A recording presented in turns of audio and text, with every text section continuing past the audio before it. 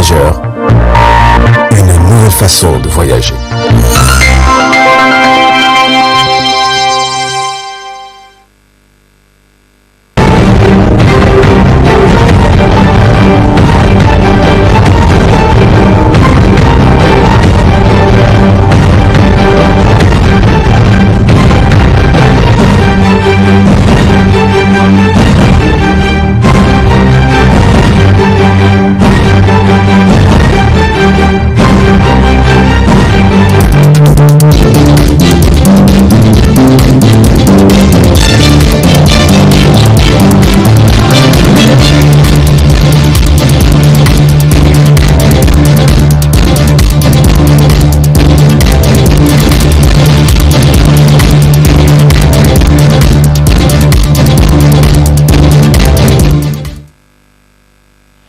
Monsieur Dama, bonsoir et bienvenue à cette édition d'information en ce samedi 18 décembre 2021 et bonne fête à toutes et à tous.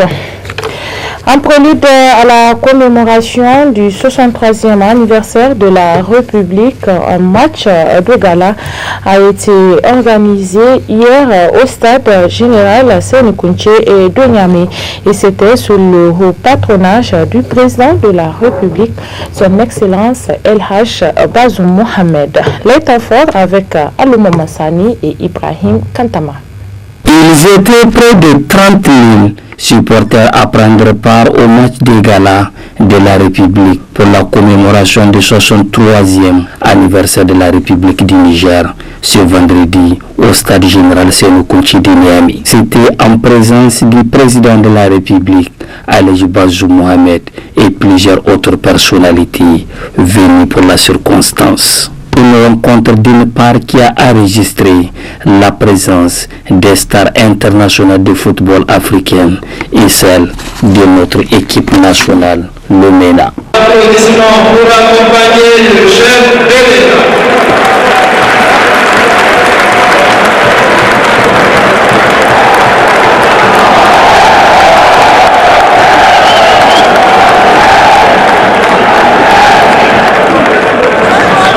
Le gala de la République est un événement inédit avec ce mélange des talents. Sur le terrain, les Nigériens Djedje Okocha, Daniel Amokachi, Diane Asumo, El Hadji Diouf, Emmanuel Adebayo, Roger Mila, Alassane Ndour, Ali Kounchi, Issoufou Dante, Doula Halidou, pour ne citer que cela. C'était des spectacles, la technicité et la maîtrise du terrain. On le pensait avant que ça va être l'un des meilleurs cadeaux que le président Mohamed Bazoum va faire à la jeunesse nigérienne.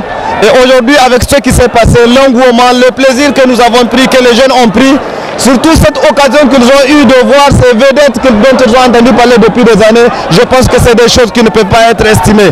Et que ces choses-là se poursuivent, puisque ce qui est important pour notre jeunesse qui est dans un contexte que tout le monde connaît, c'est vraiment ce genre d'activité que le président s'intéresse davantage à eux comme il l'a fait aujourd'hui. C'est extraordinaire. Et déjà d'être venu ici, le gouvernement a fait beaucoup de sacrifices de nous avoir invités ici. Donc déjà on remercie le président de la République pour ces efforts-là. Et en plus de cela, c'est un honneur pour nous d'être ici, de partager ces beaux moments-là avec le public du Niger. Donc c'est une très très bonne chose. On est très contents et on est très fiers d'être ici. Et vraiment, le public est venu très très nombreux et on ne pensait pas avoir trouvé ce public ici. Vraiment, on est très heureux, on est très contents. Ce match de gala a été sans nul doute une réussite pour le Niger. Était aussi une occasion pour la jeunesse nigérienne de découvrir l'équipe légendaire africaine. Et ce match a pris fin sur un score de 3-4 en faveur de l'équipe africaine. Suivons à présent la réaction de Mahamadou Sahanoun. Il est membre du comité d'organisation de ce grand match de gala. Pour ce dernier, ce match vient d'honorer encore le Niger. Ce gala de la République a vu beaucoup d'activités, notamment hier le gala, le dîner de gala offert par la première dame, un dîner caritatif qui a vu la participation de beaucoup de nos concitoyens. Nous avons mobilisé beaucoup de ressources et Inch'Allah, ces ressources, le comité aussi d'organisation en a mobilisé. Nous avions offert 100 millions. Nous avions mobilisé pratiquement aussi un peu au-delà de 100 millions. Donc nous allons mettre ça à la disposition de la fondation Nour, la première dame, parce que c'est une affaire de femmes et des enfants. Nous voulons témoigner aux familles de FDS qu'ils sont des enfants de la République, ils sont des femmes de la République, et que la République sera avec eux, avec bien sûr la prévoyance de son Excellence, Monsieur le Président de la République. Je crois que c'était un pari gagné. C'est une première édition et nous pensons que, Inch'Allah, ça va être pérennisé pour donner de la joie à notre jeunesse. Parce que notre jeunesse a besoin de cela. Notre jeunesse a besoin d'espoir. Elle a besoin qu'on crée, on suscite des choses. Le président de la République l'a compris. Et c'est ça en réalité aujourd'hui. Oui, parce qu'il était très content. Et c'était très émouvant. Parce que vous savez, l'espoir fait vivre un homme, fait vivre une nation. Et c'est cet espoir-là que le président de la République voulait donner à la jeunesse. Et la jeunesse nigérienne est venue témoigner de ce geste. Et c'est ça que nous voulons dire. Nous voulons dire merci beaucoup à son Excellence, Monsieur le Président de la République, pour cette initiative. Dans le même ordre d'idées, le Niger a célébré ce jour 18 décembre 2021 le 63e anniversaire de la République de la région de Difa. Accueille cette année les festivités entrant dans le cadre de cette fête tournante sous l'appellation de Difa Ingla. À cette occasion, le président de la République, Bazoum Mohamed, s'est adressé à la nation à travers le traditionnel message dans lequel il est revenu sur la situation sociopolitique et sécuritaire du pays. Un extrait de son message. Cette année, nous célébrons le 18 décembre à Difa. C'est là un grand pari que nous faisons sur l'avenir. Nous voulons démontrer que la situation dans cette région, meurtrie par le terrorisme depuis 7 ans, est en train de se normaliser. Dans mon discours d'investiture, j'avais promis de ramener toutes les populations déplacées internes dans leurs villages respectifs au cours de l'année 2021. Cela est fait pour plus du tiers d'entre elles. Le processus a été quelque peu contrarié et retardé par divers facteurs d'ordre sécuritaire et économique. Mais il est en marche et il sera bientôt conduit à son terme. Je lance un appel pressant à tous nos partenaires pour qu'ils s'investissent à nos côtés afin de mettre en œuvre toutes les mesures de relèvement que nous avons prévues. Je suis persuadé qu'avec les mesures que le gouvernement compte mettre en œuvre pour y assurer définitivement la sécurité, la région de Difa sera une région économiquement attractive et connaîtra les prochaines années une croissance remarquable. S'agissant du retour dans leur pays de nos frères réfugiés nigérians, le gouverneur de l'État de Borno, avec qui je suis en contact permanent, a pratiquement mis tout en œuvre pour que se réalise au cours des prochaines semaines. C'est sur cette note d'espoir que je voudrais terminer mon allocution, non sans vous appeler à vous faire vacciner contre la COVID-19. Cette maladie dangereuse peut être facilement combattue. Il vous suffirait pour cela de vous faire vacciner, les vaccins étant grâce à Dieu disponibles. Bonne fête du 18 décembre. Je vous remercie de votre attention. Suivons à présent l'appréciation des citoyens sur le 63e anniversaire de la République du Niger. Quelques impressions et la particularité de cette fête de Difa par rapport aux autres régions, ainsi que l'appréciation du thème résilience, sécurité et développement de la région de Difa. Maître Marima Lamdouda, que je vous propose de suivre. Difa a relevé le défi. Nous sommes ici actuellement à Yamé, mais vous donnerons les nouvelles, les gens qui sont partis en tout cas à assister à cette fête, ou bien qui ont même organisé eux-mêmes en tout cas cette fête-là. Eh bien, Difa avait le tampon d'être en tout cas une région de danger, mais les gens ont bien vu que en tout cas Difa c'est la paix. Peut-être que la région de Difa est même plus tranquille que la région de Niamey, dans la mesure où, si vous vous rappelez, il y a quelques jours, vous avez vu qu'est-ce qui s'est passé à Barwa, où en tout cas le président de la République a effectué le déplacement pour en tout cas installer les populations qui avaient quitté leur village, en tout cas NATO, parce que c'est beaucoup de villages. Vous avez vu, en tout cas, la paix est revenue et tout le monde est aujourd'hui en fait à Difa. Si vous avez vu cette fête de la proclamation de la République, 63e en tout cas édition, a bien amélioré la région de Difa sur le plan en tout cas infrastructure, sur le plan du pavoisement. Qu'est-ce qui s'est passé aujourd'hui? Allez-y voir, l'aéroport de Difa est l'un des meilleurs. Vous avez vu la maison présidentielle, vous avez vu la résidence du gouverneur, vous avez vu le stade, vous avez vu les routes, vous avez vu le palais du chef de canton, ainsi de suite. Il y a eu beaucoup de choses et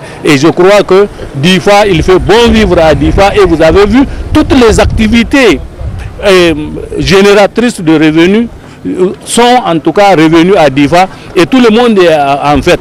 Conformément à la journée aujourd'hui, en tout cas du 18 décembre, vous avez vu ce qui s'est passé, parce que toutes les couches sociales étaient en fait, et que la sécurité était de rigueur, et que cette fête a été en tout cas l'une des meilleures organisées, et l'innovation, l'une des innovations est que Difa est la dernière région. Elle s'est basée en tout cas de toutes les autres régions pour en tout cas faire son pavoisement. Sécurité et développement dans la région, c'est un acquis dans la mesure où beaucoup de nos populations qui ont quitté leur zone natale pour l'insécurité sont repartis à ces zones-là. Aujourd'hui, tous les facteurs qui développent la région de Difa sont en train en tout cas de revenir à petit feu. Vous voyez, aujourd'hui, on a la possibilité de cultiver du poivron. Le poivron, c'est ce qu'on appelle l'or rouge de Difa. Le riz que les gens sont en train de produire à Difa, sont en train en tout cas de germer. Et vous avez vu, et cela fait que de toute façon, l'agriculture, l'élevage et comment s'appelle les cultures de contre-saison et tout ça, et la pêche sont en train de développer la région de Difa, dans la mesure où, si vous avez compris, s'il n'y a pas de poivron à Difa, la région de Dender est en tout cas enclavée. La région de Maradi même est enclavée parce que c'est Difa qui les alimente, au moins en tout cas de cultures de contre-saison, dont le poivron ou le poisson fumé. Beaucoup de poissons fumés rentrent au Nigeria, mais beaucoup de poissons fumés aussi rentrent au Niger pour en tout cas renforcer le développement des populations locales. Et place à présent à la revue de presse hebdomadaire, comme à chaque semaine. Ralia Sami a parcouru pour nous les journaux parus au cours de la semaine. Très bonne réception et bon week-end. DIFA, le symbole du retour de la paix et de la cohésion sociale, a constitué un des titres du journal La Nation. La Nation qui nous rapporte que longtemps meurtrie par des attaques terroristes, surtout de la secte Boko Haram dans le bassin du lac Tchad, la région de DIFA est en train de renaître de ses cendres. Pour la commémoration des 63 ans de République, c'est dans la paix et la cohésion retrouvée que les festivités y afférentes se tiennent. Sous l'effet des projecteurs depuis quelques jours, puisqu'abritant les festivités de la fête tournante de la proclamation de la République le 18 décembre, dénommée Difangla, la région de DIFA est perçue comme le symbole du retour de la paix et de la cohésion sociale dans cette partie est du pays. Ce jour, samedi 18 décembre 2021, en effet, place sera faite au grand défilé civil et militaire comme clou de l'événement, en présence des plus hautes autorités du pays, notamment le président de la République, chef de l'État Mohamed Bazoum. L'homme, en effet, a fait de la lutte contre l'insécurité la principale priorité de ses actions à la tête du pays. Partout où la paix et la cohésion sont menacées ou compromises, Mohamed Bazoum a solennellement pris l'engagement de les restaurer à travers des actions immédiates, fortes et efficaces dans une perspective pérenne. Écrit toujours le journal. C'est ainsi que l'affirmation de l'État s'est illustrée dans l'Anzourou avec le retour au bercail volontaire sous escorte militaire des déplacés internes dans la région de Tilaberi et dans le Manga avec le village de Baroua comme village test. Mieux, le journal écrit que le président de la République a séjourné à DIFA 72 heures durant pour célébrer le retour de la paix avec à la clé la reprise des activités socio-économiques.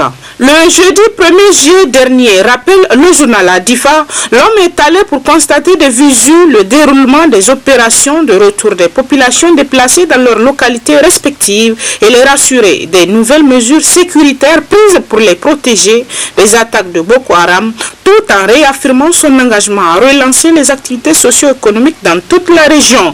Une promesse tenue selon le journal qui ne souffre d'aucune ambiguïté. DIFA, pourrait-on dire, est aujourd'hui le symbole du succès de la lutte antiterroriste avec l'espoir du retour progressif voire définitif de la paix partout au Niger où l'insécurité règne. Au journal L'Enquêteur d'ajouter que ce soir, 18 décembre 2021, à l'occasion de l'anniversaire de la proclamation de la République du Niger, le chef de l'État va livrer son tout premier message à la nation. Question: où va le Niger sous l'ère Bazoum, s'interroge le journal qui estime que l'urgence est partout. Ma conviction intime est que notre pays a devant lui un bel avenir, pourvu que nous soyons en mesure d'apporter les bonnes réponses à ces défis, a dit Bazoum Mohamed selon le journal dans son discours d'investiture du 2 avril 2021. 8 mois plus tard, le chef de l'État est-il sur la bonne voie pour sortir le Niger de l'ornière, s'interroge le journal pour qui la question est opportune. En cette veille d'anniversaire de la proclamation de la République, à 63 ans, notre République a plus que jamais besoin d'un dirigeant capable d'apporter les solutions aux multiples et récurrents maux qui assaillent le peuple. Il ne serait pas de trop de rappeler à Bazoum Mohamed que la navigation à vue, l'à peu près et les visions court-termistes ne sont pas des outils pour gérer un État. Il faut des actions concrètes afin de tirer le pays tout entier vers le haut.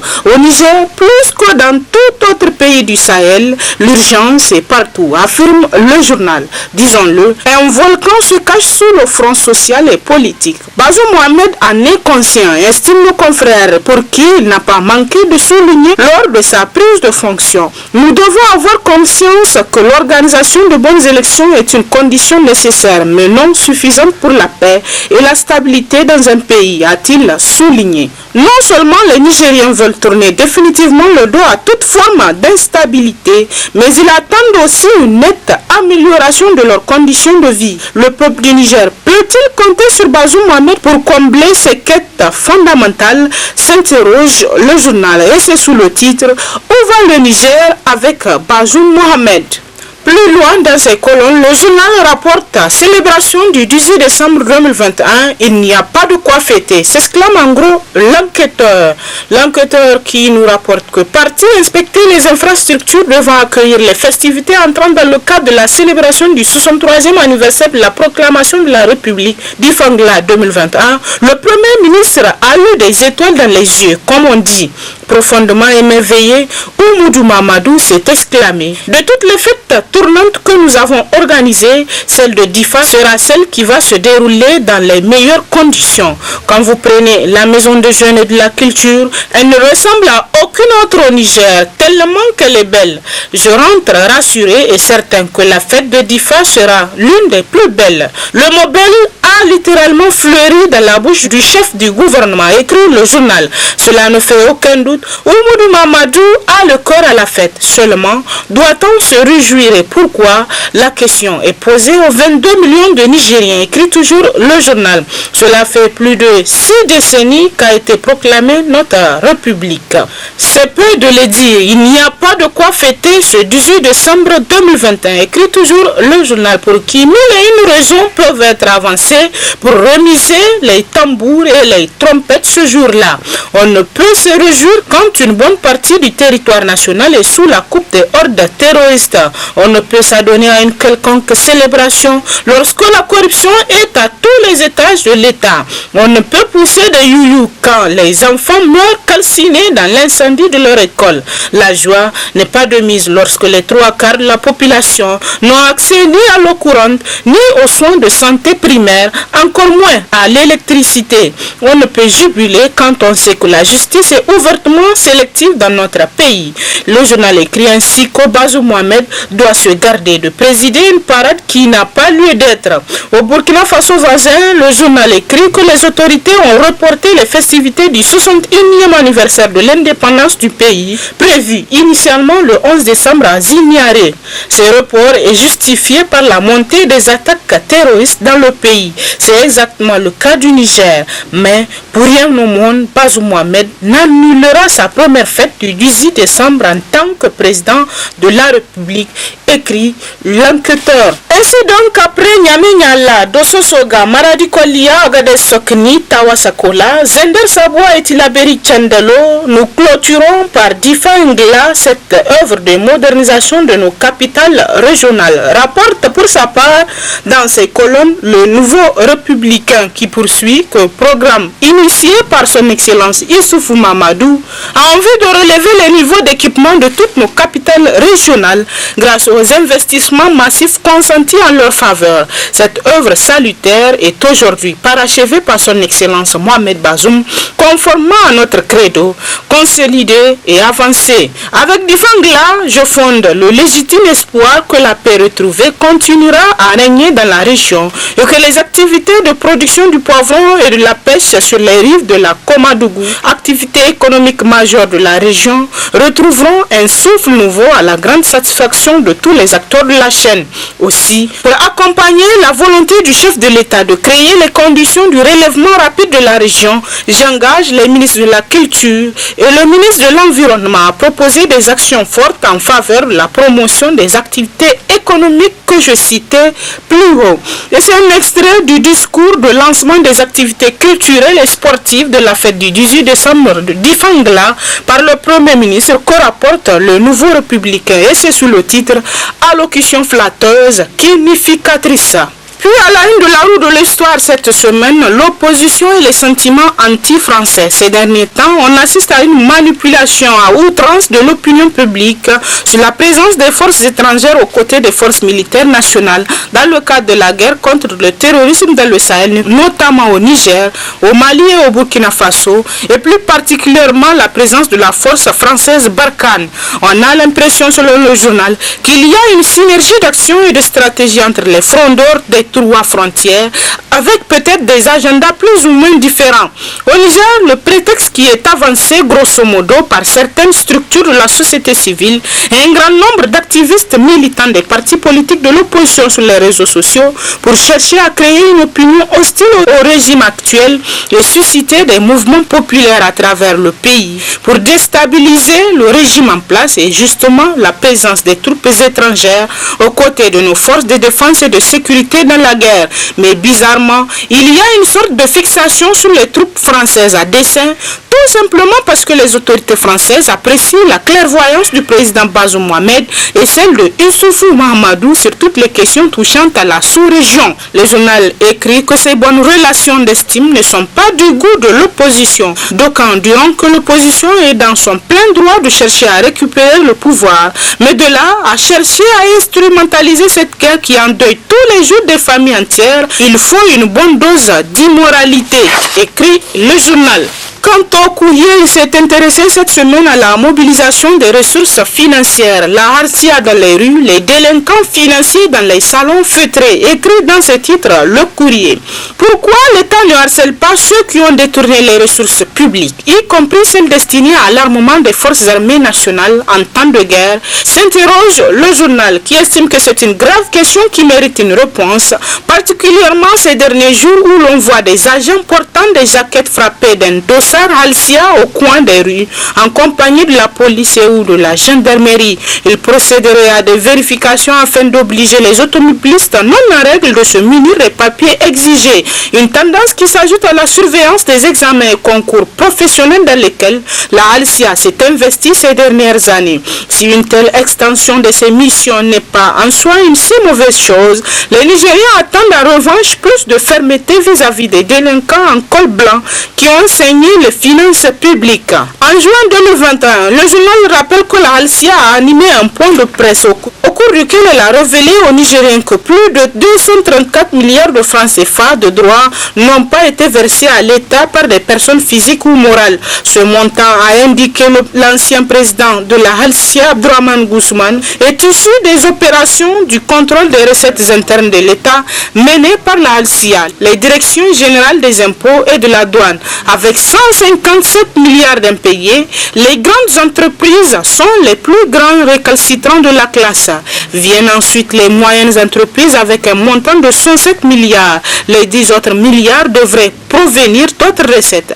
Avec un tel niveau de rébellion fiscale, on se demande bien qui paye alors les impôts au Niger, surtout lorsqu'on sait par le biais de la Halcia toujours que certaines sociétés totalisent à elles seules plus de 40 milliards de droits non versés. Le journal estime que ces révélations de la Halcia, on le sait, sur la base des scandales de détournement des fonds publics, ne sont que la face visible de l'iceberg.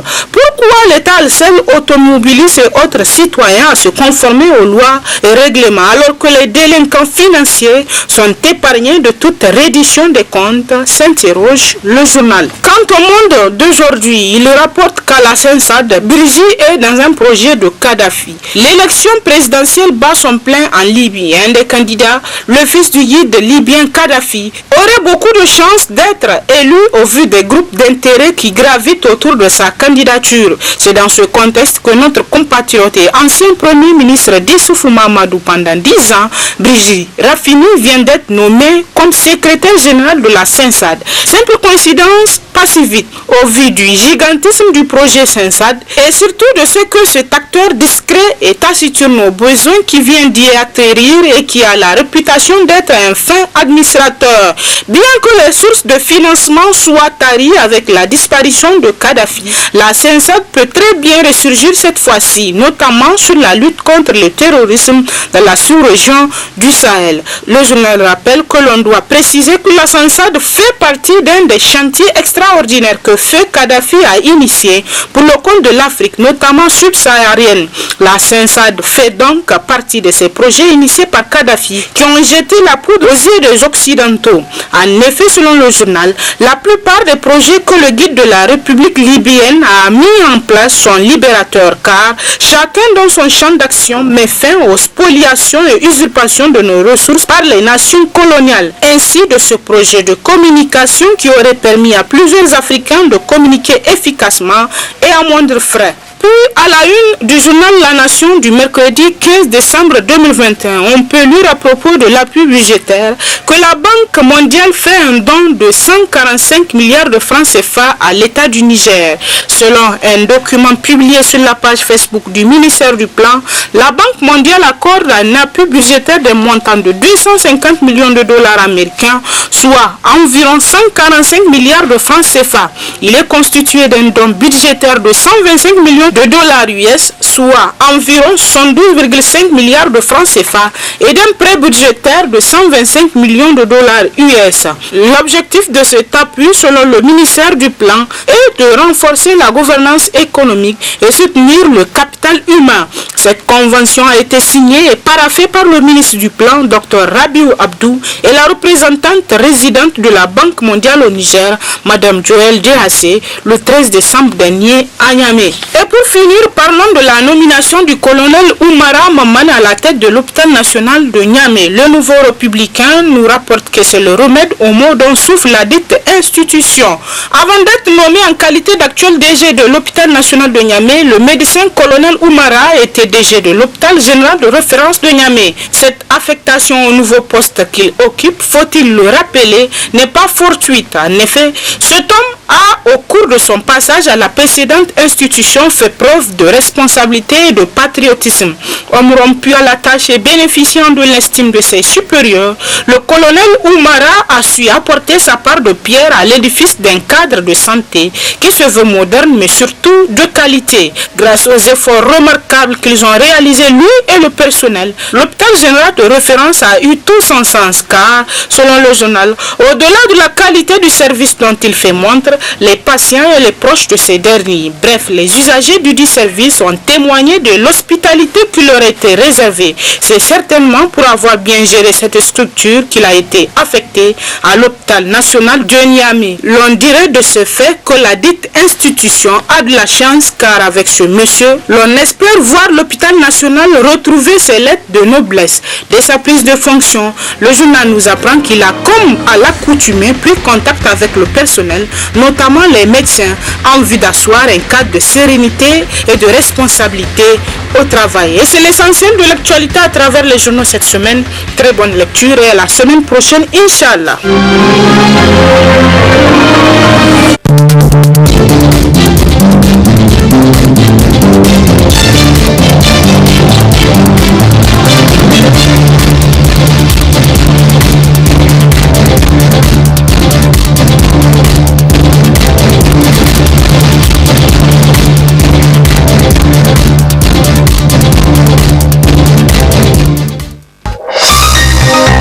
Ce journal vous a été présenté par STM Transport Voyageurs. Une nouvelle façon de voyager.